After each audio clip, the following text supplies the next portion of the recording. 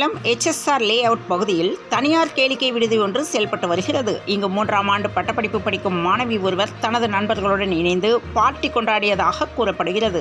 பார்ட்டியை கொண்டாடிவிட்டு மதுபோதையில் வெளிவந்த கல்லூரி மாணவி தனது இருசக்கர வாகனத்தில் தனியாக வீட்டிற்கு சென்று கொண்டிருந்தார். மாணவி மதுபோதையில் இருந்ததாக சொல்லப்படுகிறது. அப்போது திடீரென அவர் நிலை தடுமாறி கீழே விழுந்த நிலையில் அவ்வழியாக வந்த ஆட்டோவில் ஏறி தனது வீட்டிற்கு செல்ல முயன்றுள்ளார்.